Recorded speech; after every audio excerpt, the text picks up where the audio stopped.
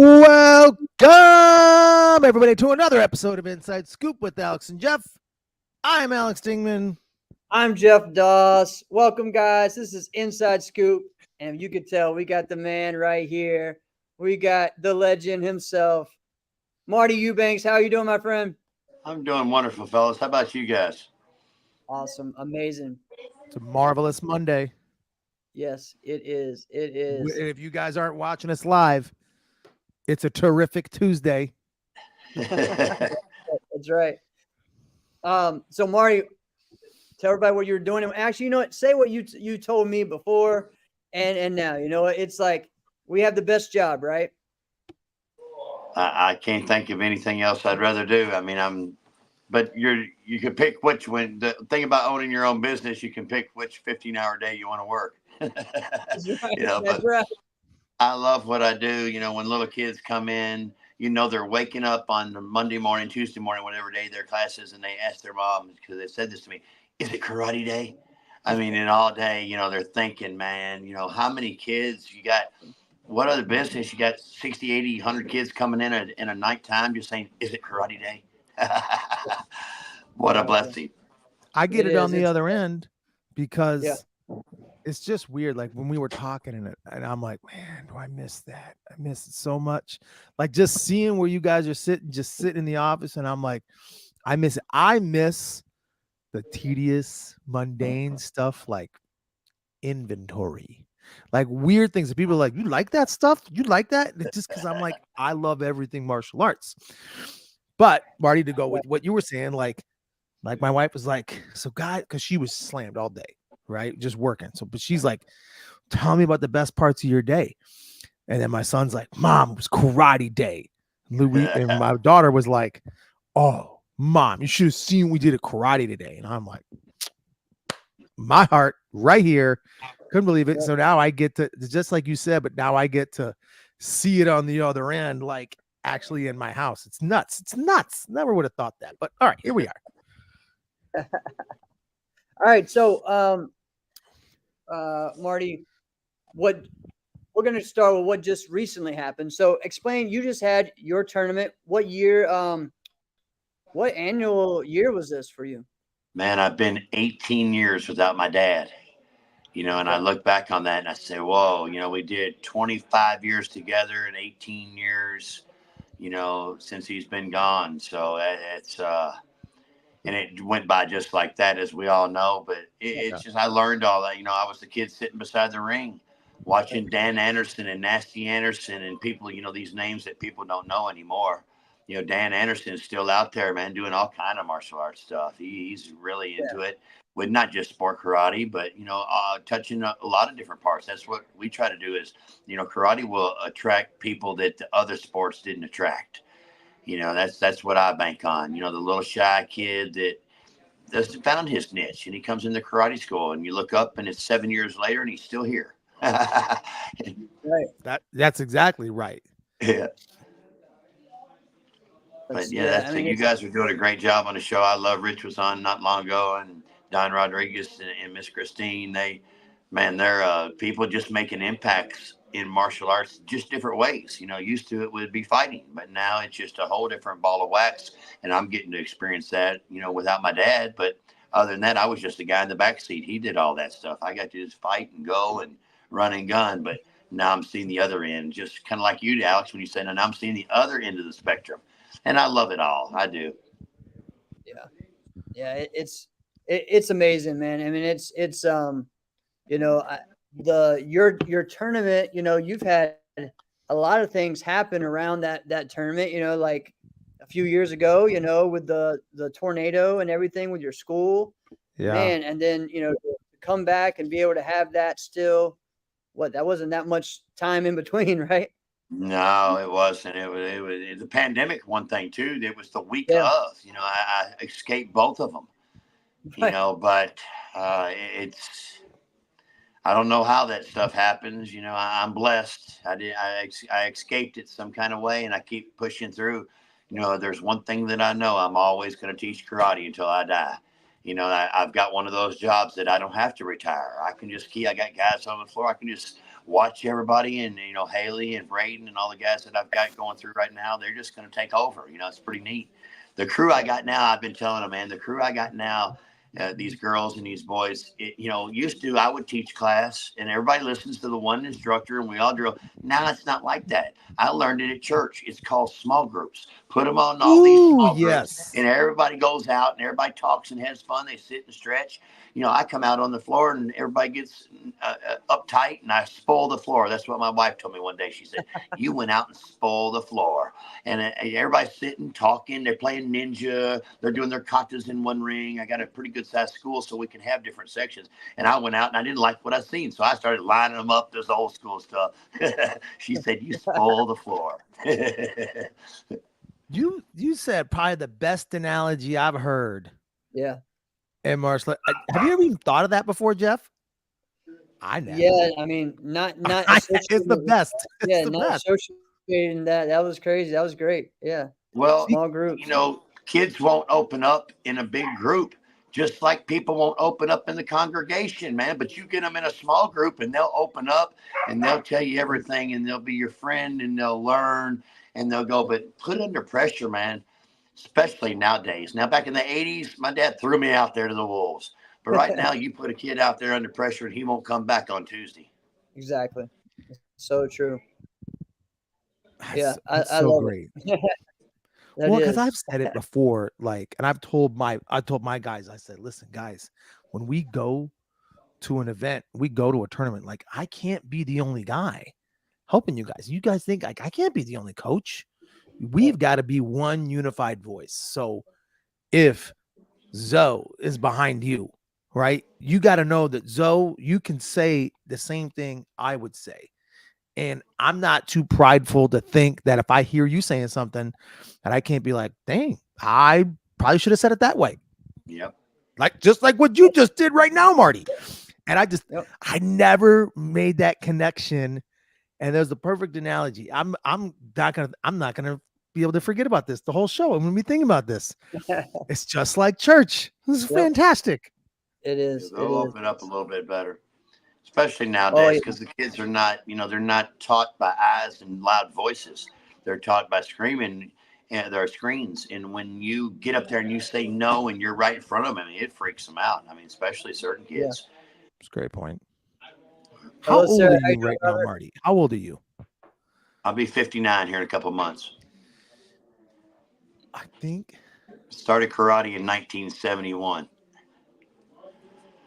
I love it. All right. That's wild. Well, here's why I asked, because I think you brought up your dad, who I don't know anyone who doesn't love your dad. All right. Right. And I think it's just wild now to think about it. Your dad was younger than you when I met him. Right. And then now just think you've already mentioned it, you're carrying on his legacy, the Ken Eubanks legacy, right?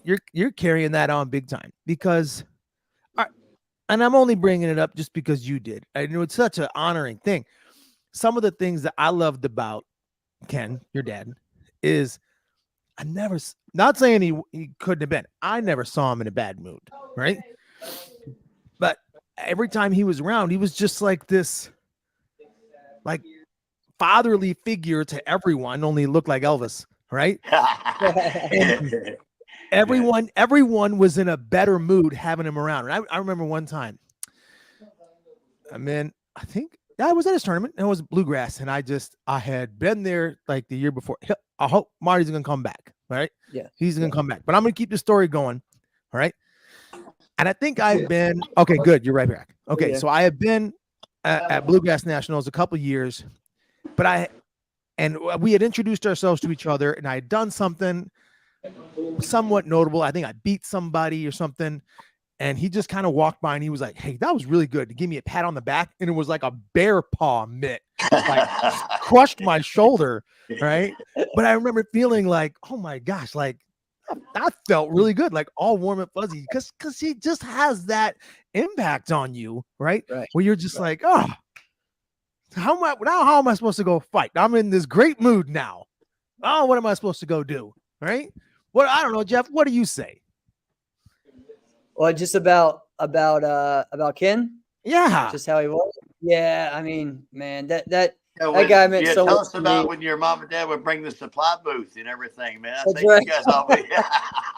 Oh man, yeah. So we I mean, we got really close, my family with the Eubanks, and so much so that usually actually both, we would usually come up early before bluegrass and then also stay after as well, because I trained at the karate school several times, several years in a row after the tournament, and took classes with Marty teaching, and it was so much fun. And but yeah, my mom, and I've shared with some too, my mom used to have a booth that she put out, was called Robin's Nest, and she was really the first person to sell like karate themed gift toys and jewelry. Now everything that you see in like the Century magazine and stuff, my mom was doing that 30 years ago, right? Yeah. That's how she was kind of supporting this dream of mine, And so we traveled everywhere, man, in a big old Suburban with a trailer either hitched behind it or something on top of it, all filled up. It was wild, man. Doing that life, the people that do that, man, all of the vendors that travel and do this, man, God bless them, because it's a tough thing, right? And back then when we were at the what was it, the Hirschborn? So yeah. they had like rooms just for vendors, okay? Because that's how it was. Now, one year we weren't in one of those rooms. We were out right in front of the where the people entered, and that was probably our best year, right? But it was always exciting to be there, going around as a kid, running. What's crazy is that at that time too, I think it was just my mom running that and my dad probably helping, but I was competing too. So it was like I'd be running back and forth. Sometimes one of them would be able to see me, sometimes not. It's just the way it is, right? But with Ken, like my mom started helping a lot with the RSKC and the NASCA banquet. And so we were there early doing that, running that, helping run that event. And I even shared with Alex before in here that one year I created like a almost like a play or whatever for talking about the NASCA history for the 10-year anniversary of NASCA, right? And I just kind of, because I'm such a historian, I just studied for years all of the yearbooks of NASCA, and I just did a thing, and I had all of Team Elite like dress up as some of these characters and stuff, right? So I mean, it was just funny, Like I think I dressed up as Tony Young when he had like the Jerry curl and the bigger hair.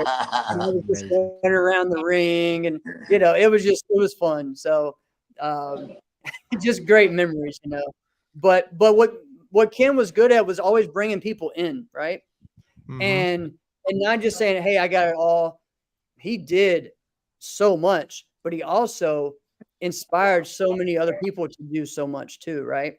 I mean, obviously you look at, Greg Roof now, that was his right-hand man running that tournament. Now he runs the Battle of Atlanta, right? You're looking at so many people within that. I mean, the RSKC as well, you teaching you how to do this. I mean, there's so many people that he inspired.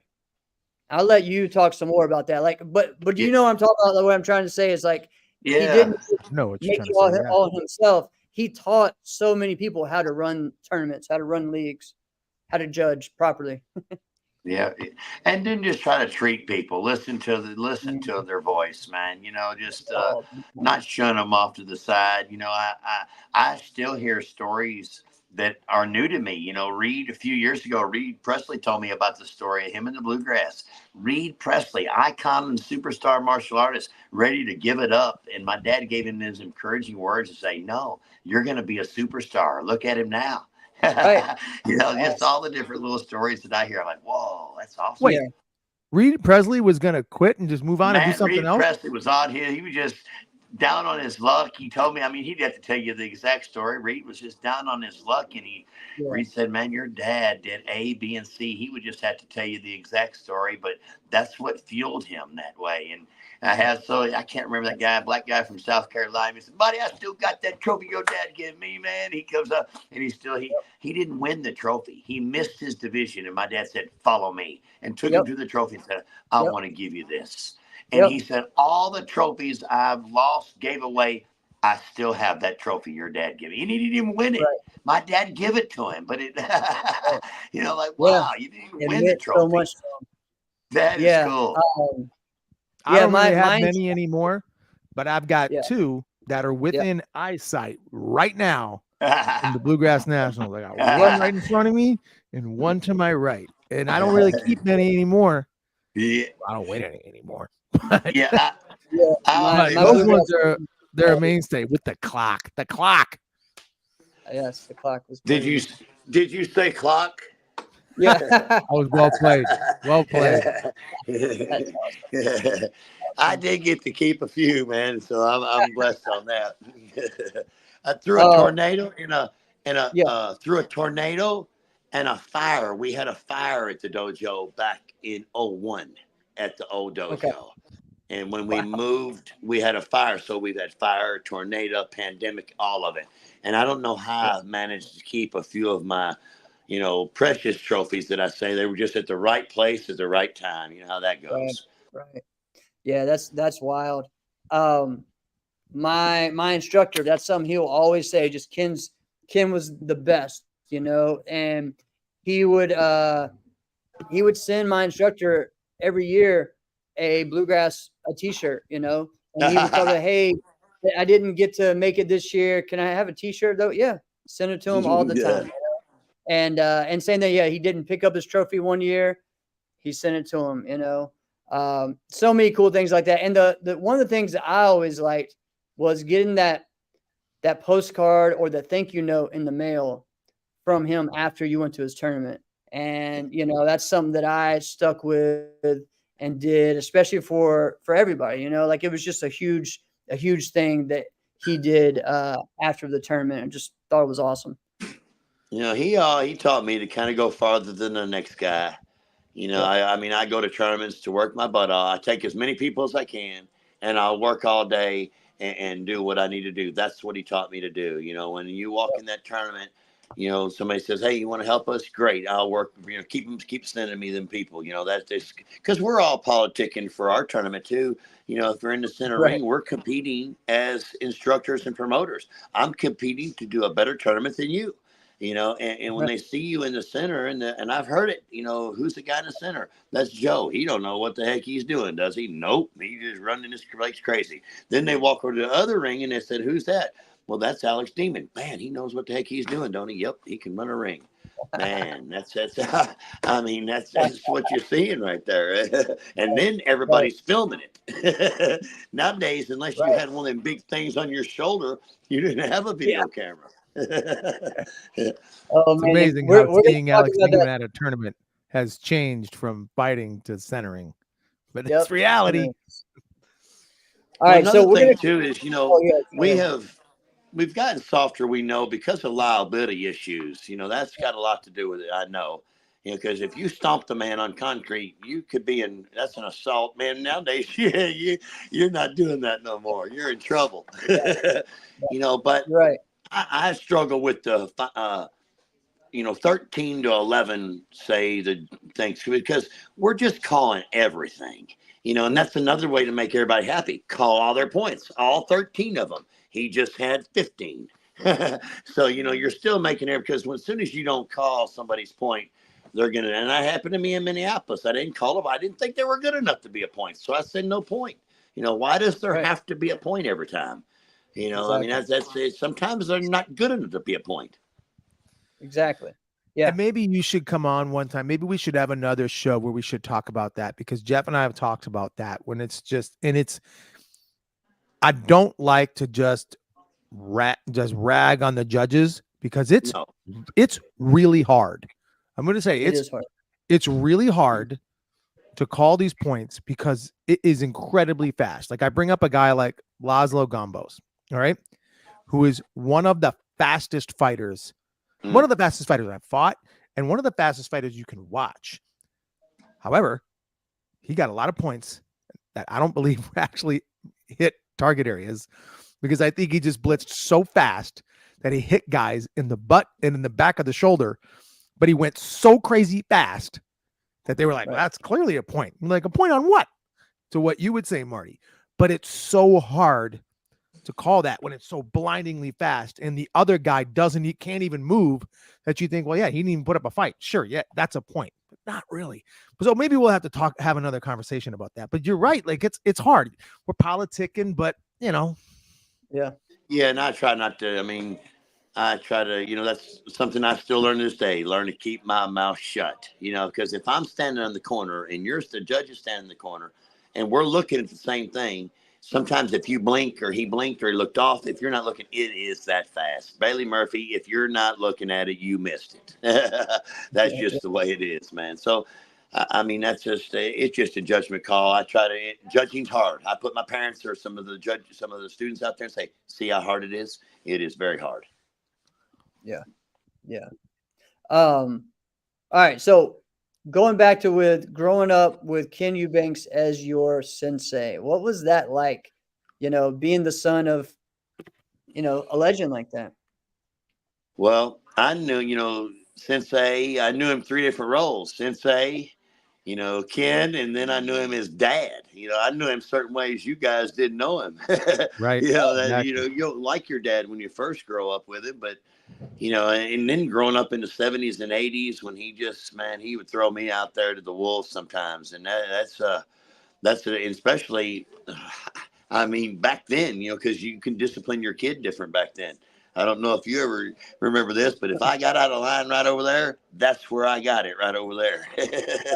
Right. But today times are different, and you can't do that to your kids, because I see certain parents yelling at their kids, just yelling at them, not physically grabbing them, snatching them up like he did a few times.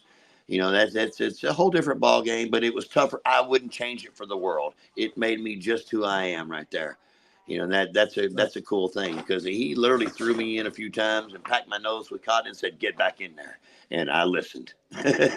Well, speak on one of those times, because I mean, there's times I've had, it wasn't my dad doing that, but it was my instructor doing that. But for you, it was one and the same. So you had no out. But what was that like? And who was that with? Well, Terry Kramer's tournament, fighting Scorpion for $250 in the Trico power stretch. You and I scored my first and last point on Scorpion Barrage. After that, he did the old patent spinning sweep. You know how that goes. Took me down to the ground and finished me up, man. I didn't even want to get back in there, but I knew I had to, so I just run till the time run out. But he told me, get back in there. You got it. I didn't want no more. Because, again, 13 to 11 points. You didn't want to get hit 13 times in some of those guys. I mentioned Scorp. He said, nah. Now we've all calmed down a lot. Now Scorp is the gentle. I've seen him a few times. He's like, no, I'm not. He don't even like me to say it, I don't think. Because we've all mellowed out a lot. But back in the day, it was fighting, man. I mean, it was. You had to get a clean shot, and if you didn't bend him over and you didn't get a good point, they didn't call it. They just said, try again, boys, and we touched gloves. I remember him saying, it's not good enough for a point. Keep going. And we'd look at each other, me and both fighters, and say, okay. And me and Shaw would look at each other and go at it again. Yeah. Those are some great fights, right? You and Shaw. Oh, man. Oh, geez. Yeah. And that's the thing, too. We fought hard, and just like these guys, our fellowship was great back in the day. And I know these guys are pretty close too. I don't know everybody's relationship because I don't know all the guys now, but man, we were close back. I mean, we hung out the whole week. It was a different little realm. It is just like fighting times. It's a different time, but we were really close, even though we were competitors with each other, me and Shaw especially. Yeah. Talk about that, though, because I think that's something that a lot of people talk about is wanting more rivalries in our sport. And a lot of the guys that maybe came up in that 2000s or 2010 era are like, they're just too friendly. They're just too friendly with each other. They're all hanging out. They're all training together. I think that's why there's no rivalries. But then you talk about, well, no, we all hung out together, but we beat the crap out of each other too. You know, Yeah. it was just what was the difference? Or what do you think about having more rivalries in the sport? For sure. You know, I think, and I think there's some pretty good rivalries. It's just that it's not as intense, I would guess, as it used to be with that. But you know, Joey Shiflett was one of my rivalries, and he would take me to the tournament, and we'd end up fighting each other. You know, I mean, we went to the Battle of Nashville, and we went to the Battle of Nashville, then we dropped our people back off in Bowling Green, and me and Joey took off to the Llama Nationals in Chicago. Right. And the Llama Nationals, Tom Latuli's tournament, and fight in the tournament. He'd take me to the tournament, and we'd end up fighting together. And he treated me pretty good. He whipped me up one side and down the other. Of course, Joey's in the 16 over, and Joey's one of those guys right now. He is still doing it, y'all. Joey Shiflett can still throw down. He can. He Yeah. kills it, man. He's still at every open workout there is in the South that there is. He's always trying to get rounds in. It's funny. He took a good long absence from martial arts from competing, and so his first time back, it was like my first term of competing as an 18-year-old, and this was in 2002, and Nice. this was the tournament where I was doing like 26, 27 divisions to win a motorcycle, right? So I ended up winning this motorcycle, but what was really cool was that I got to fight Joey Shiflett that I'd heard about for all these years, but I never saw him because he kind of stopped when I was competing heavily on NASCA. He stopped competing as much, took that a good about 5-6 years. And so it was just funny. And so everyone was excited because all we did was like wrap legs around each other, and it was nuts. It was a fun fight. And it was just an honor to be able to, have those moments to go against someone like that, have his, be able to say, all right, I was his first fight back in almost 10 years, so yeah, it was cool. I love those times too, when you're a first person, that you get to fight, and you looked up, I was sitting beside the ring as just a 14, 15-year-old kid watching Nasty and Richard go at it. And then later on, I'm fighting those guys. That's amazing to do that. And if you stay around long enough, now I'm kind of the guy that somebody else is getting to fight me, and maybe I was that guy to that person, it's pretty neat. Right. Yeah. I like those times that I knew when it was time for me to 16, because back in the day, at 16 years old, you're up in the men's division. I mean, it wasn't no 18. It was 16 years old. And me and Randall and some of us would sneak in. Jerry Prince would sneak in the men's division at 15 because we knew we were going. So we wanted to get some rounds in. And they would really hand us our rear end up there if we ever did that. That's for sure. But, fighting in those days, again, was a little different because you were 16 years old. Liability had a lot to do with it because you're so young. But they raised you right. I mean, they did. It was a different era in tournament karate like that. Well, when it was also an era where juniors were just fighting in the adults too, right? Yeah, they could. How old were you really when you started just like, I'm competing in the adults? 16. Okay. And 15 years old, I was fighting Tony Young. I snuck into battle. I got the trophy still, and we talked about it. It's the Music City Open. It's sitting out here, 1979. I was 15 years old, and I snuck into men's division. Tony Young beat me up pretty good there. But that was kind of like a thing where it's like, all right, don't talk about it. Don't advertise it. Right. We all kind of know what's there. Nobody's going to say anything. But also, until Bailey Murphy came around, nobody was really dominating when they were a teenager, right? Right. Because we went in as a teenager and we might have won a few fights, but eventually someone caved our chest in, right? And I remember, I'll never forget when that happened to me, but that was kind of a thing. Like, it was like, just don't talk about it. All right. Maybe your instructor said like, okay, do this. Don't say anything. But, and then he would tell me like, don't get knocked out. The Bradys were good at it. The Bradys were 15 years old, whipping up girls. I mean, they come out of the division hot right out of Boston, man. They were 15 years old. That's why. I should have asked him what that was like. Oh, he shared about it. He talked about it coming up from that. Yeah, because remember he was in that was before when they had the change of the instructors and the school and everything going on. Yeah, that's right. Yeah, man. There's so much good times, so much just amazing things that I can think about. But share about your area. Honestly, to me, growing up, the strongest regional circuit there was the RSKC, right? I And think talk so.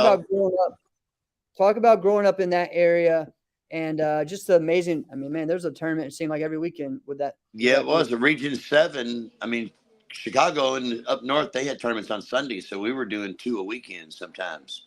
My dad was running all over the place, but Region 7, I thought Region 7 was pretty tough, man, in there with all those guys that I had. Speaking of rivalries, me and Larry had a huge rivalry. And to this day, he came to Bluegrass one year, a few years ago, when it was that last couple of years, and we talked, and I see him every once in a while. But that was back then, and now we've just come so far with that. But Yeah, kind of like Charles Barkley and some of those Bill Laimbeer, let's say that dude. They had some rivalries back then. See, basketball rivalries aren't like they are now either. that's true. Yeah, nothing. Yeah, you're so right on that. Oh man, we're getting some big names watching us here. Alex Lang talking about Scorpion and so many great things. And of course, Mr. Osborne, and he's saying, "Yep, Region 7 was tough." So what is explain to those who don't know what states were Region 7? Region 7 was Illinois, Kentucky, Indiana, Ohio, and Michigan. That is such a region right there. That is such a badass region. Yeah. That's insane. So, I mean, the Karate Illustrated, we would always run to the newsstand. We were just pumped on making it in the top 10 in the region. You're right. Because Karate, because they had the rankings in Karate Illustrated. Yeah, Karate Illustrated. That's right. I remember going to the Bluegrass Nationals, and because there was the NASCA banquet, and then there was RSKC banquet, and I remember thinking, like, the region has its own banquet. Like, what is this madness? So and I remember thinking, like, should I go? Should I be at some of these events? I'm gonna have to. And then I never made it. But yeah, so some of those ones really seemed like Bluegrass. There we go. Oh wow. Jim Lantrip. Jim, you need to get that like in some kind of sleeve or something. They can't get it. Yeah, that's this is a little booklet that we did in 1985. This is a program booklet that I did it. This is really when cut and paste was, because if you look at this book, and this is my past weekend. So this is 2024, and that's 1985. How long I've been doing that? Just a program booklet, just to kind of generate a little advertisement for the local people around. And it's just my school and just something neat that I do, to help out the tournament and support the businesses around this area. Because I was hoping one day we'll turn the Tournament of Champions into the Bluegrass Tournament of Champions. But, as I talk to all these guys, I say, I'm just waiting. I'm waiting for God's time. If it's meant to be, I'll do the Bluegrass again. I would love to. I would love to get that blessing and that opportunity. Me and Mr. Carnahan's talked about it a little bit. I don't know what would happen with it, but if I ever did get to do it, it would be an honor to do that. That's for sure. Okay, wait a minute now. Are you telling me, have you had a conversation with Larry Carnahan and probably Greg Ruth? Well, and to have the conversation. If you guys are having the conversation, right? And they say, okay, Marty, Bluegrass Nationals, go. You would host a Bluegrass Nationals. I would. Wow. I would. Oh. But Oh, and again, I go back to saying, I'm just a small time karate guy. In this day and time, it was different back in the '80s to do that. Those guys got partners, man, and I don't know. I've talked to a few people. I won't mention no names, but I've talked to a few people that are upstanding guys. They even wear black a lot, but they would definitely be in on that because I would have to have somebody that would help out and do some things. yeah. I don't think I would want to try to task it on my own because again, when you try to do everything on your own, I think you fall short. I did that with my school for many years. Since I've let loose of the reins a little bit with some of the people I've got, my school is growing because I can't do it all. And that's one thing too. And the way I've got this set up now, the school's doing great, the tournament's doing great and I just kind of do what my dad did: shake hands, talk to everybody, and be respectful, and bring more people into this world we got. Because I think it's a hidden secret, all this, because karate does things to people all ages, 3-year-old to 69. That's my age of my students. I have 3-year-olds and I had 69-year-old. And it touches people a lot of different ways, man. Baseball, football, basketball. I love all sports, but it doesn't have that wide of range to do an activity like that. Right. Yep. So true. We would all agree. You're getting a lot of love in the chat here. People are just they're wanting you to host a Bluegrass Nationals next year. Let's do it. Okay. All right. Everybody lift that up because one day I'm hoping that would come true. So, I think so. I just try to be patient and try just to let God work in all that. And if it's meant to be, it's meant to be. I'm going to keep having my tournament right here. I hope I've talked with a few guys, around my area. I've got 11 guys ready to come back and say, let's do the RSKC again. But do we open another circuit? I mean, do we keep doing it? I just kind of, since COVID, I haven't done much with the RSKC. I got Will Snyder with EMAC, and David Chandler did the Western Kentucky thing, and then you got PKC. I've challenged those guys, and now since we're on here, I told those guys, David Chandler and Will Snyder, and Donnie Michaels with Phil Morgan, the PKC, and the RSKC. There's 4 organizations, and this is on film. Okay, this is on live. So 4 organizations coming together as one in this little thing. But they just haven't done it yet. But and I just threw a few seeds out there. One of my pastors here at the school told me, said, "You're like me. You're in the business of planting seeds." Yep, that's exactly what I try to do. Bad thing is, I don't see them get to sprout a lot of times, but we'll push them through our martial arts program and give them a little bit of courage, confidence, and commitment to something. And that's where the seeds are planted. I love it. All right, Marty, so you're dropping so many gems here tonight. So much gems. I know. All right, as we're on the topic of bluegrass, let's share some memorable bluegrass moments. I mean, you have to have so many. I have a lot. It was my favorite. Okay, Chris Casamassa and the Scorpion and Jerry Prince and Mad Dog were all out. Gabe's jump spinning hook kick in the chandeliers. We're about all ready to go to jail. The police come in, and Jerry and Mad Dog take off running. Okay, and Chris, they're all running. Here, Chris, go get me for this. And they're all taking off down the hallway. Chains, or Chris said, man, I could hear the cops' chains jangling, and they're tackling these guys, right? And we get in some trouble. Jerry Prince, rest his soul right now, he's listening to this.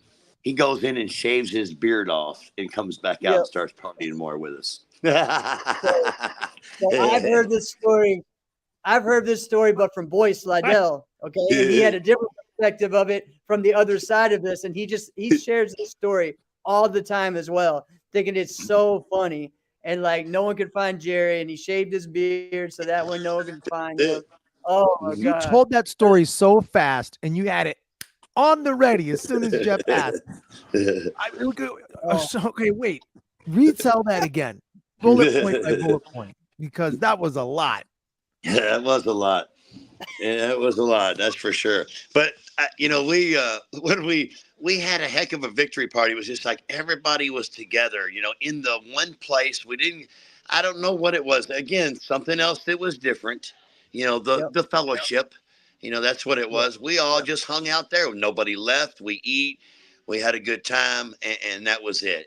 And we seen each other the following weekend. But the realm of people we had, the Larry Lamb, Gaber Naga, Chris Casamassa, Mad Dog, Steve Katzer, Chip Wright, Keith Hirabashi. It was all those guys, and we all were the best of friends right there, hanging out in the Hirschborn. What was that? Legends. It was called Legends. That's what it was. Legends is the name of it. Yeah, that's right. Oh man, and well, then even the pool area in that area and stuff was wild, like the indoor pool area, and they had the video arcade. I mean, it was the best. Like, it was just so much fun. Everyone, even as like a young kid, we were just running around that place. Like, it was just so much fun. There's so many areas. There's so much area for kids to run around in. Right. Yeah. It's just awesome. And I posted that back a while back. The first nighttime finals was just on the gym floor, on the center. There was no stage, back in the 85. And I think Scorp and Hakeem and Billy and that was the 3 final. I can't remember who all was in there, but that was that was war. Because I think back in the day, it was a heavyweights game. Today, it's a lightweights game. It's sting and move and dodge.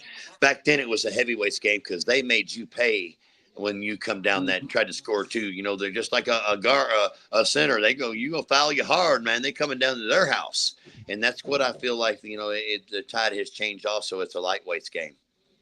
Well, and as a lightweight, because this was something talk about that as someone who, like, I don't know, you were my favorite fighter growing up watching because you just didn't give a damn and you just kind of said, hey, I'm coming at you like this, and who else throws a front kick? Who else throws a front kick in point karate? I love it, right? the back leg front kick with the punch, it was just great. See, that's the good thing about your arms and legs being the same length.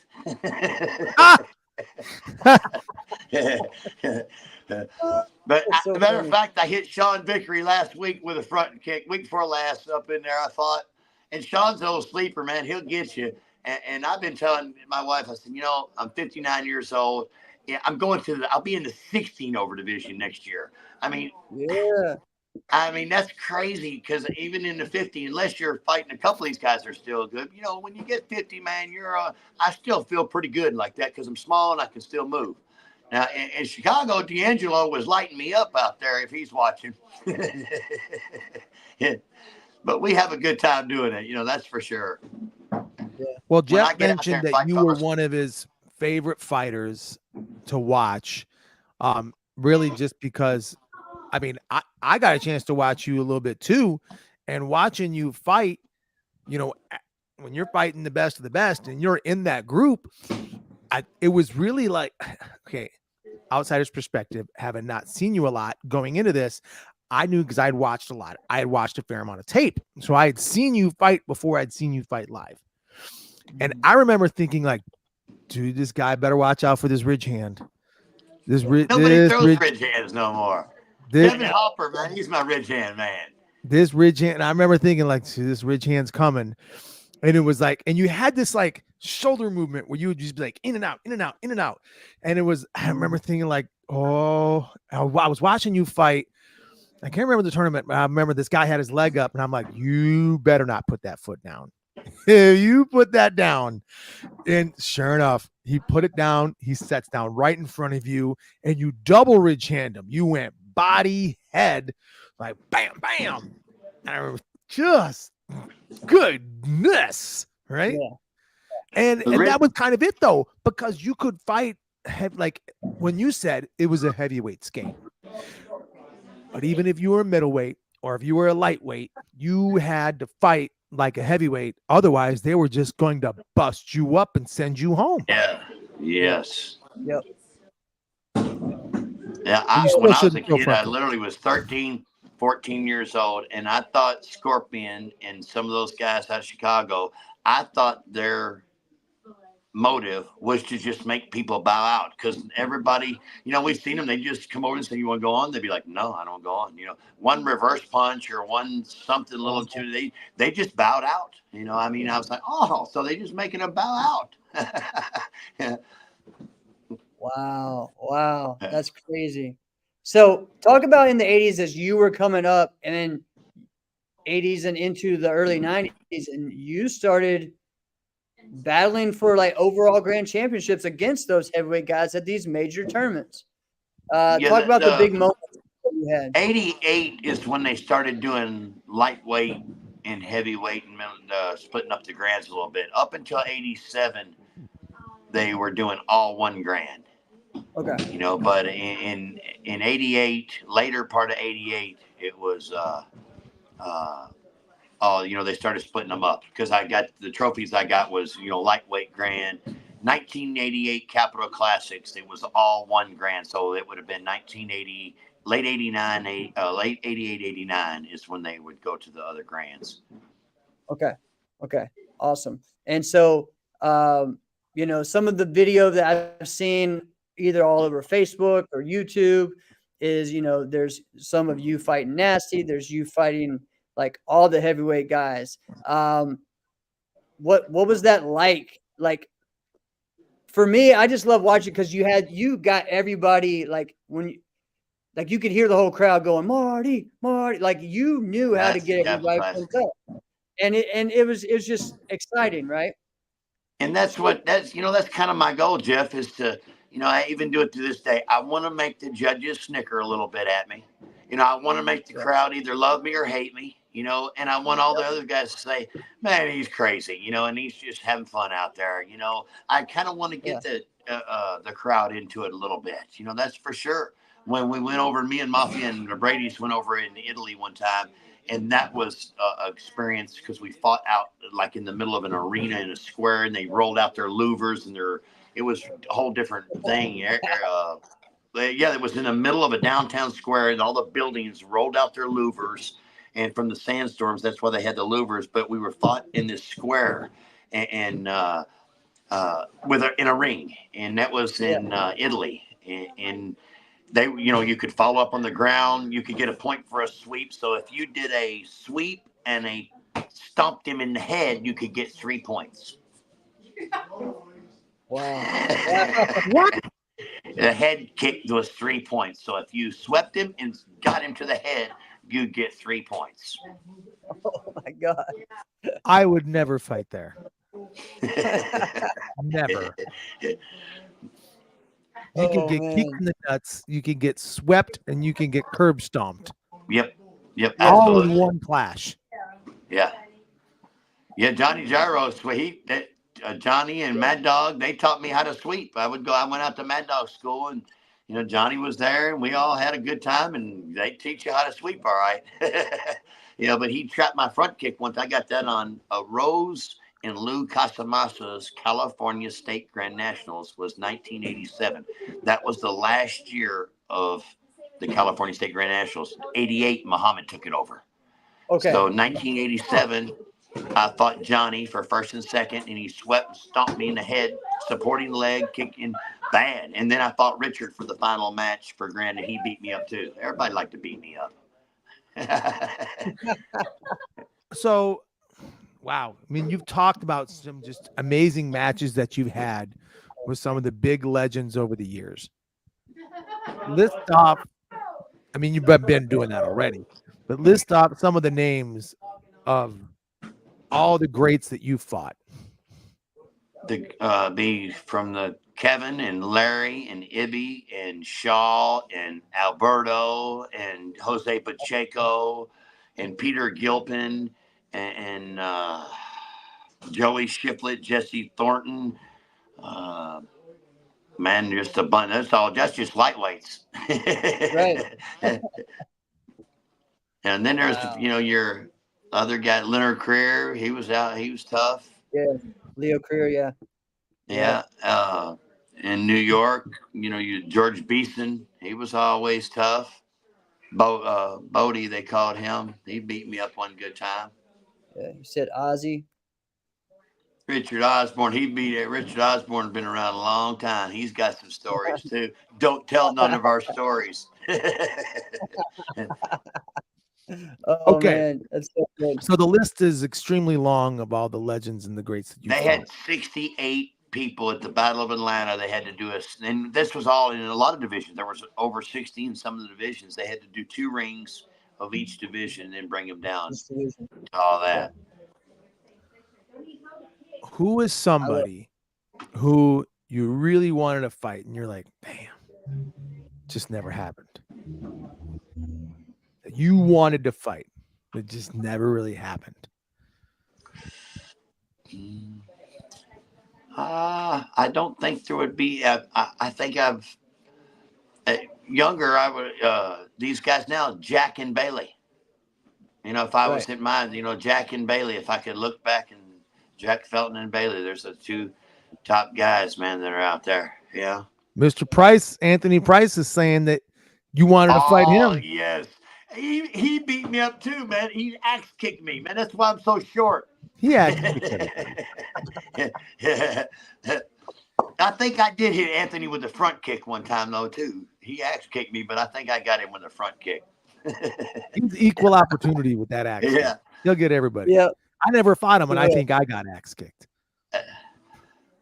Well, all those tall guys, man, Richard and Anthony and Billy and Nasty, they were just so tall, but yet so fast. They were fast, man. Billy Blanks was fast. I mean, he'd jump in there with the Superman punch, like that dive in blitz he had. It was fast. I mean, it wasn't, and then they hit hard too. So that was a whole different ball of wax there. It wasn't like it's just a touch point. You know, you had to hit. You know, and that was, now they're touching and getting points. Or like you guys even said, and I've got a few pictures. The glove is half off the hand and the wrist is bent in one of the flyers that I've seen. And it's, I mean, your glove's hanging half off your hand. They used to tell us, close your hand or you don't get a point. We couldn't do open hand back fist. Right. Yeah. And the glove, it's the kind of blessing and curse with the glove.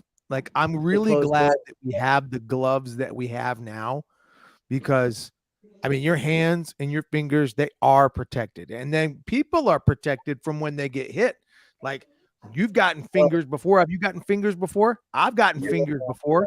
With the gloves that we have now, that doesn't happen. However, you can have your hand like this. Yeah, just kind of. And you can't really tell to a certain degree. It can look like, I got a fist.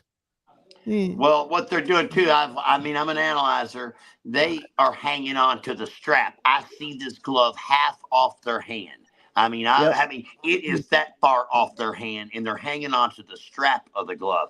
And then as they go back, they check it and they put it back on. Pop, slide it off, pop, back on. Jesse Thornton was the king of that. He had these. Greg White used to make, his dad Harrison White used to make these gloves. Remember them, Jeff? But I don't know if you remember. I got a pair of them actually. Okay? Yeah, I do remember those. Does he really got a pair right there? Oh yeah, look at this. Get the heck out of here. He's going good, but you see, he's right. So what Marty's saying is that they would have a glove that would be like really, really big, and it would go to like basically almost the middle of your forearm. Look at this. The ugliest gloves alive, man. These gloves are the Harrison White made these in Knoxville. How do you still have these things? Jesse still got his from the 80s, and the ones he wore probably. But these are the Harrison White gloves. They are the off-brand of ProTech. You guys remember ProTech? I remember ProTech. Okay, it looks like this should be off forever. It makes one heck of a pop, you know, and you can have an open hand. And it's just these gloves were made by Harrison White. Thank you, Harrison White. Hold those up one more time. Hold those up again. Okay. For the people listening and not watching, which you should watch, there's nothing on Netflix. So, my goodness, this, just looking at this glove, I think this takes me back. Like, Marty's putting this glove on, and he's immediately just went into a time machine. It's like that movie, Hot Tub Time Machine, where you just went right back to 1986. Look at this thing. And the thing about it is, it's like, you can't make it. Try to make a fist with that, Marty. You can't make a real fist. You can make a fist. All right. You can make a fist with them. They're very flexible, and they'll last forever. You can't. Apparently they last forever. Those things are older than me. How old are those gloves? Those gloves used to hurt. These gloves hurt too. How old are those gloves? Look at that fist, man. That's a fist. They're very flexible. You can even almost grab with them a little bit. Look at the fingers. They are closed, Jeff, too. You mentioned that. Yeah. Eric. Yeah. But it was made off the old Protect glove, is what Harrison made these off of. That is the perfect ridge hand glove right there. No, back fist. No, it's it's a back fist because it's open though. See, a ridge hand, you're supposed to have it open. That's why it's a perfect ridge hand glove. Yeah, true. Because you got your fingers protected too. That was the downside of ridge handing with like an open hand pad, like a Macho or a Century hand pad, is because your finger could get smashed, right? Mm-hmm. But with that glove, it's not that bad. Yeah. Pretty neat. We just did it all the time. It was just, I don't know, man. Ridge hands, it's funny to me because I just grew up as that was the thing, you hit people with ridge hands and you felt like you did something. Like it was just like, yeah. But or when you get hit with a ridge hand, you're like, dang it. Like it's almost the same thing like getting hit with like a tornado kick or something. Honestly, in some way, like a ridge hand was just one of those things like, dang, you don't want to get hit with a good ridge hand. Especially not in Kentucky. It was a game changer. It would change the moment of a fight because hitting someone with you could be losing. You could be down 4 points. You smash someone with a ridge hand. It was like an alley-oop dunk. Right? It changes. Now it's like, it don't matter. Yeah, we're getting whooped, but not anymore. Look at the momentum is in our favor. It's the same dang thing with a ridge hand. But you didn't answer me though. How old are those gloves?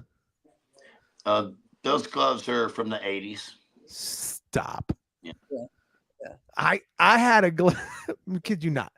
I found a pair of gloves that I had from 2010. And I remember thinking, like, what in the heck are these dinosaurs still doing around? Yeah, that's pretty cool. And you got gloves almost as old as me. And then one of my special awards, this is when we went to Italy. Mafia got the ship. Rick Pacetta was the coach. And Mafia got the ship for their ports, this big ship that Mafia, the coach, and Rick Pacetta gave me the cup for being one of the top things. And this is what we brought to our hand pads. This is our hand pads for the tournament. No feet pads. All they said was, this is what you can wear, fellas, a mouthpiece and these. No way. Dang. All right, again, for those just listening, they're just pieces of cloth. Yeah, that's all they are, man. Wow. Okay, so say that again. So this is the most random, awesomest show. All right. So you got this trophy from when and where? In Italy? Where? I got that trophy. Rick Pacetta, there was 2 awards that the mayor of the places of the Big Dog gave the trophies. One place, Mafia got this big ship. It was this intricate thing. So Rick got that, gave that to Mafia, and he gave me this cup for being like the top player at that tournament that time or something or whatever it was.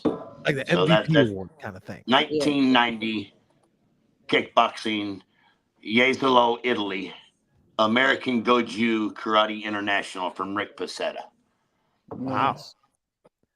That is pretty damn cool. I thought so too. It passed up the tornado aspect of it too. So, but I got some pretty cool nostalgic. Wish I could show. I get the AKA. I got a AK cup up there from Mr. John Sharkey when I was 16 for the Black Belt of the Year. Me and Andre DeCamp won that one year. And whoever went to most tournaments is basically all it was. We were going everywhere. But it was neat because I got that in the date is 1984, and then I just won in 2024. Right. So that was pretty neat to have my own little story, of still going to that tournament. The first tournament I ever went to of AK was 1975. Wow. But see, and then you started the show by saying you've got the best job in the world. Right. Let's just call it. Should we just call it? It's a lifestyle. That's what this is. Just my life. It is. For most of us that stay with this lifestyle, this long. It's our profession, right? So and then you go back to 1975, and like can't make this crap up. Right. Wow. Um, I got a question here because go ahead. Jonathan Rendon he's in the chats, and he asked me a question, but I actually want to flip it and ask Marty. He asked me when my first fight was. I'll talk about that later, but I actually want to use that same question to you, Marty, since you're like Jeff in the sense that you're like a Rolodex of encyclopedia of martial arts knowledge. When was your first fight? Let's say competition. Your first fight in a competition. It was a dojo tournament at Frank Sasso's karate school in 1974 in Niles, Illinois. I got third place. That was right around here. Oh, so in Niles, Illinois. Yep. Wow. Frank Sasso. And I wish I still have that trophy. That was one that I kept at my house. It's been in the attic for all these years. I have a few just odds and end trophies that I had got from other stuff, but I actually still have that trophy too. But when you're collecting the trophies, you don't realize how important they're going to be. No. Until you stop collecting them. There's a few that I wish I'd have kept, but I didn't get to keep those. But I agree. I feel the same way. There was a point where I had away to a friend of a friend, being like, "Oh yeah, here, you like this thing? Go ahead, take it if you want it." And then thinking like that was like years later, thinking that was stupid. Why did I do that? Yeah. I mean, I had a room full of all the trophies that we had, and it was just, especially for those about 5-6 years that my mom was traveling as well, selling stuff. It was just a room full of all that gear and all the trophies. And what I would do, especially since then everything was 6-foot trophies, then I would take the middle plate and just save that nice and just have a whole stack of those, so that way I remember what tournament it was and everything. So I mean, I had some really cool ones. One of the coolest ones I had was from the Mardi Gras Nationals, which Stacy Knight DiMahia and her husband put on years ago. And that was my first grand championship. And I just remember like just some of the trophies back then were just really cool and stood out. They had some cool trophies back then, man. They were really like real trophies, I mean, that's just, not the same thing we got now. Right. It's real wood and real stuff. Right. And I remember that was the reason why I always wanted to go to tournaments in Mexico and Guatemala, because they had like wooden trophies, like their trophies just completely different, and I've gotten some great championships that were actual like carvings that, the guys that sell outside did, and they, they got them custom done for the tournament and stuff, just from, real carvers. I mean, just cool things like that. Yeah, unique trophies is really cool. I like that. Yeah. Jeff Orlowski and Mike Welch do a little thing like that with their Infinity National Championships. It's one I'm looking at right now too, where they, it's Jeff, Mike, it's too big. It's too big. This thing is too big. Well, you guys, I love the trophy. I'm looking at it. But if I was actually really good and won like 4 or 5 of them, I wouldn't know what the frick to do. Right. So, but it's amazing. It's something. And you're right, Marty. You keep them. They tell a story. And that's why you keep them around. And I knew it would happen one time. My boy, he's like, "Daddy, what is this one from?" And I'm like, yes. Okay, let's talk about this. But then he just turned 5. He just turned 5 yesterday, by the way. Nice. Right? My son Zachary. So because he just turned 5, he's like, "All right, let's do monster trucks, Daddy." All right, whatever. Okay, fine. That lasted a minute and a half. Right. But he asked the question. I got into it. That's why I would, if I could go back, I'd keep every single one if he would ask me that question again, because for that brief minute and a half, he thought I was Superman. right? And I'm like, oh man, it's all worth it right there. Nobody else sees this. Nobody else knows about this. That's all. It don't matter. All right. So, but it's they're telling stories. Yeah. Yeah, that's You're right, just Jonathan. all your stuff's like that, isn't it? That's life is just the way it is, about our stories in the olden days, man. I love that. That's kind of what keeps us going is story. I love the old stories. That's I try to leave the names out sometimes, but we can Yeah. tell the stories. Well, All I right. kind of want you to tell hold one of on. those stories right now. Could you tell one of those stories and change the names around? Could you I do just it? say If you can't, you can't. But if you could, I'll just tell wanna you the know. story. DKT Force One National Karate Team. We went to He's in. Honolulu, Hawaii, and we rocked the cash box as far as Honolulu, Hawaii. We beat everybody up. We had a great time. We spent about 12 days there. And it was me and Shaw and Akeem and Greg May, Jeff Newton, Dan Bacagno, the whole. It was such a good time, and that was a great time. But if I told you the whole story, we'd be in trouble. But that's just it. We were such a close net. It didn't matter, if we were from Maryland with Hakeem and those guys. And me and Shaw were one of the biggest rivalries of all. But man, we were the first ones hanging out together that night. I'm going to his. We just fought, and he was yelling at me, and I was yelling at him. He's hitting me hard, and I'm hitting him hard, and I'm going to get him in his room, saying, "Hey, you ready?" I don't know if that still happens to this day and time, but I cherish that times, with those guys, and that's what keeps us going. It really is. Yeah. Well, I mean, the One story. greatest fighter ever. This The greatest fighter ever told me. Oh, wait. Where are we going?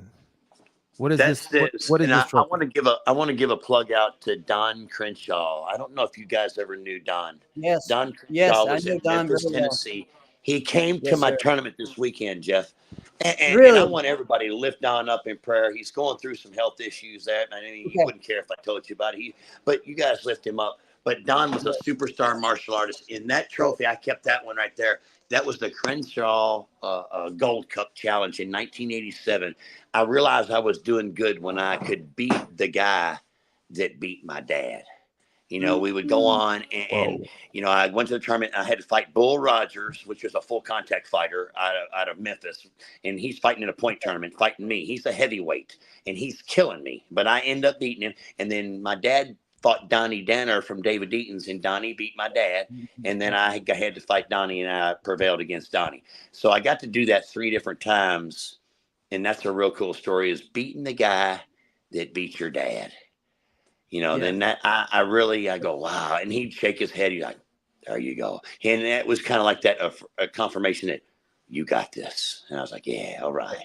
Yeah. Wow. That's awesome. That's awesome. Those are some all good names. Yeah. I love Don Crenshaw was a great guy, always kind to me growing up.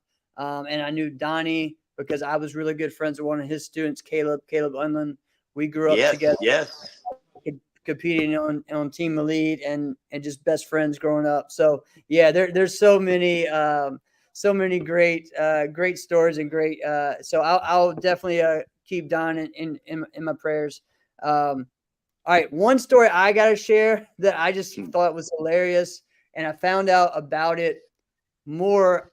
And again, this is one of those bluegrasses where we stayed after it. Okay, so you and BT do a demo on stage. I think BT is probably 12, maybe. BT Webb. And awesome. yes, kid. BT What Webb. year are you talking right now, Jeff? What year is this? I'm thinking it's 1997. I think it's 1997.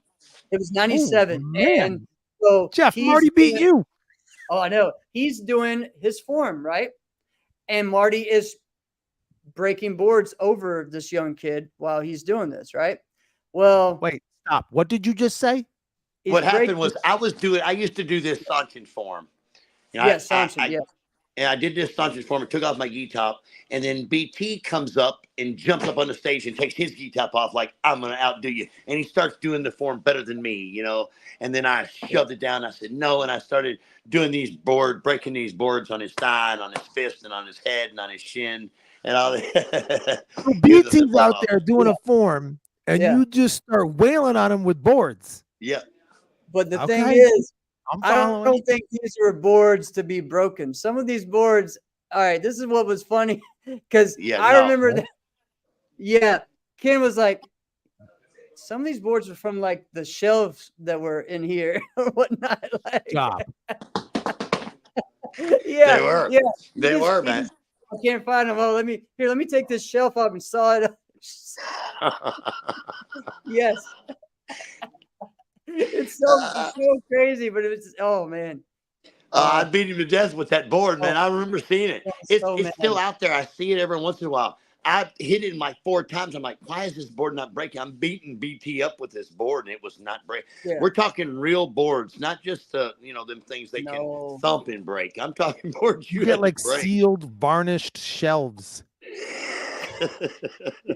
Somebody find this video and put it in the chat. Oh, hey, it's goodness. Out there. I promise. Black and Blue's got it. I do it.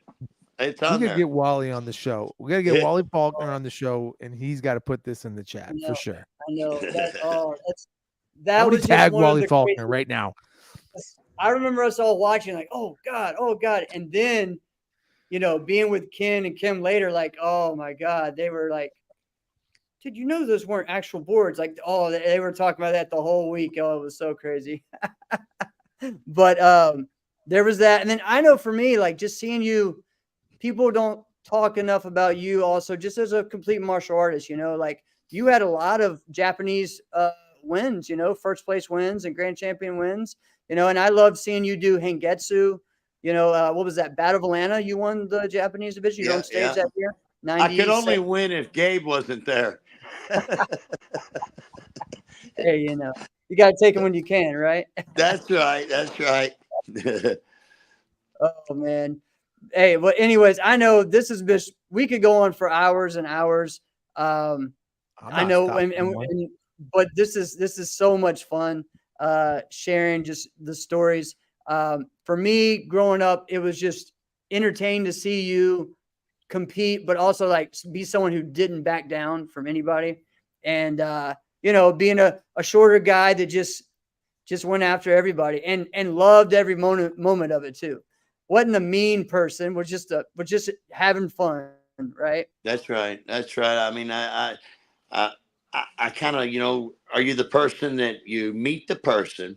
I love these analogies that I do just because this is what I've done in my life. You meet the person, you say, man, what a great guy. 2 weeks into you, like, what a butthead, or you're the other guy that, takes you a second to get to know him. And then once you do know him, you go, he's genuine. Yep. That's a genuine. And that's what I think my dad was. What everybody see is my dad was 100%. Sincere and genuine. That was the two things that I really seen on my dad was genuine and sincere, man, to everybody he come across. Yes. I mean, he's exact. I don't want to say like he's exactly what I said, but he's exactly what I experienced him to be. Yep. The biggest, nicest, gentlest Elvis Presley in the room. Yeah. So that's right. But I got a question for you, as long as we're talking about these kind of comparisons and things. Who is someone that you've seen over the years and you've thought they're just like me? I see myself in that fighter. Right now, it'd be Joe Rhodes. Okay. I don't know this person. Who's Joe Rhodes? I don't know this person. Yeah, he's out of Paducah. He superstar fighter, got a great school. He's like me, man. He loves karate and he loves to fight.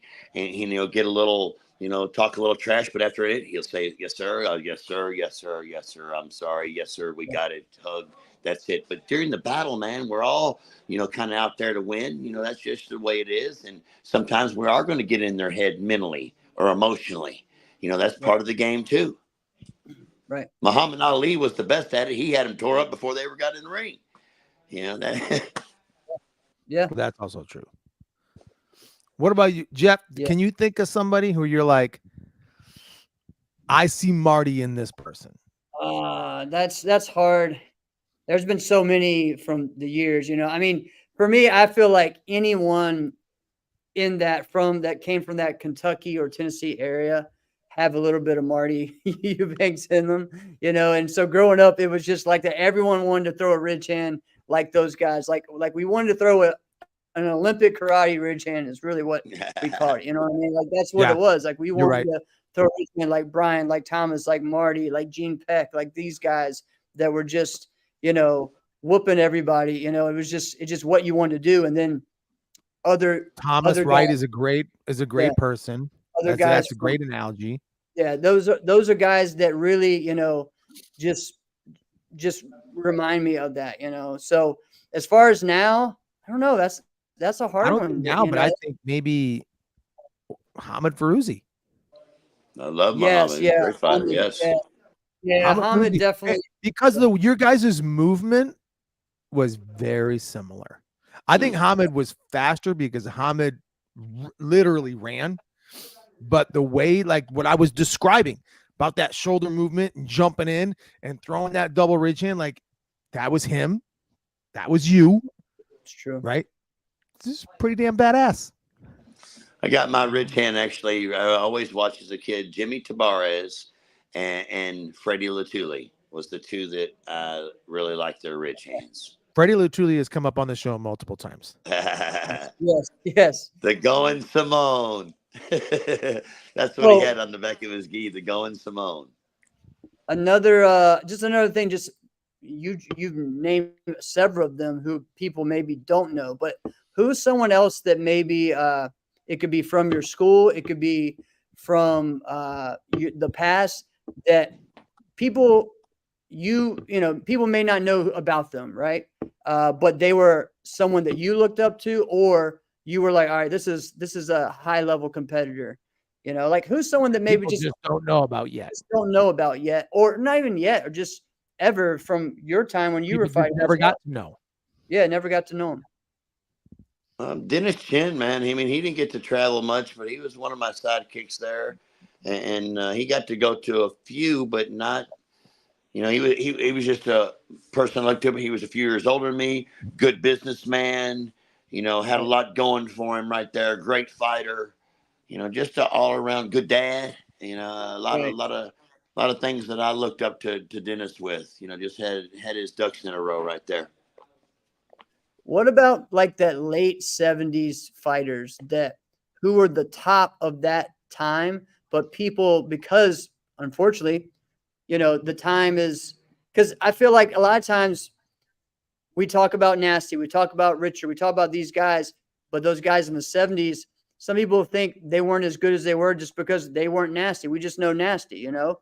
But right. Keith Vitelli, you know, Ray McCullum, Bobby Tucker, all these guys like that are just, you know, who were some of those that you experienced as a kid looking up to?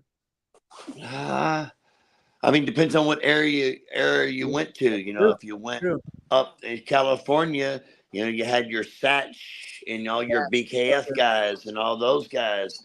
And then if you went down to Florida, you had Mark Gurley and all the high steppers and Mike Green and those guys. And then Chicago, Larry and Scorp and that posse right there. And then see up in New York was the William Oliver and the Mafias and all those guys, you know, William Oliver was before Mafia, you know, so I guess William Oliver, Steve LaValle, some of those guys that were, you know, a few years older than me. Right.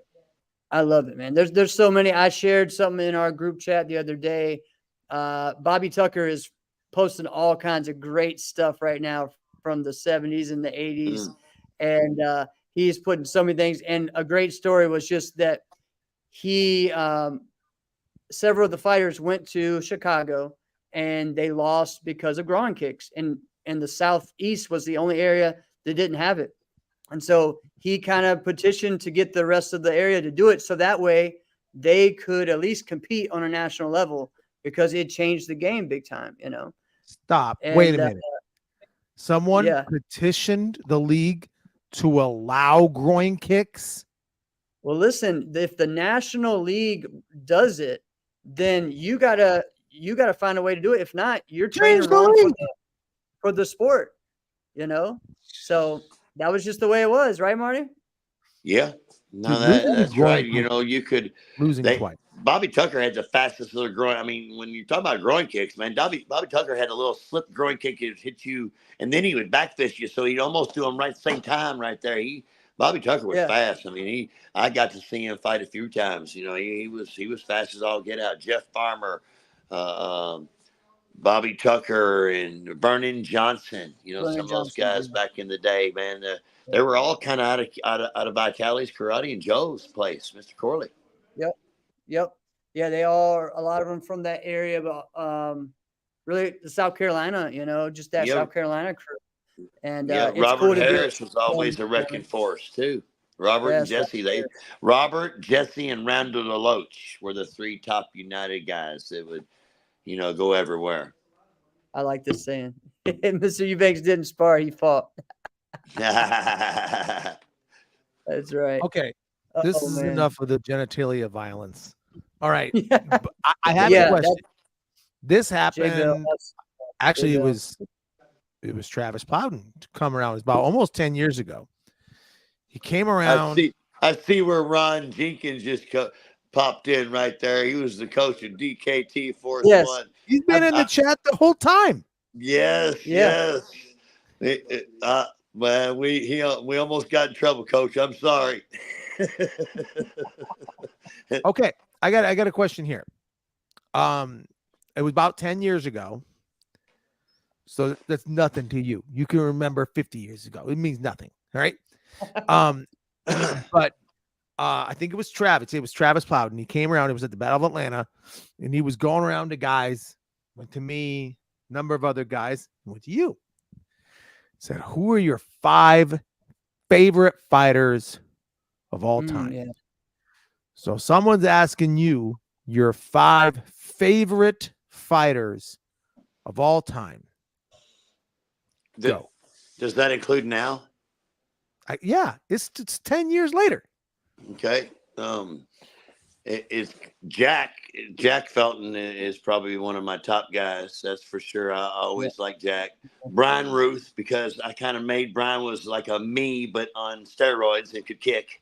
You know, and definitely Nasty and Kevin, and I guess my 5th guy would be, if I'm going to go. You say Kevin. You talking about Kevin Thompson? Kevin Thompson. He was definitely the triple threat, you know, and he was one of my fierce competitors. And I just thought a lot of him as a man, you know, and how he stood and how he carried himself for all those years. You know, that's just, I looked up to him just as a man, not just as a competitor. Yeah, and then had to be probably Keith Vitale, man. He's kind of the starter of all this. I mean, him and Nasty, man, they even Keith before Nasty, I believe. You know, Ray and Keith was the dude. Keith was the man. Yeah, it was Keith and Raymond. Yeah, Ray McCullum.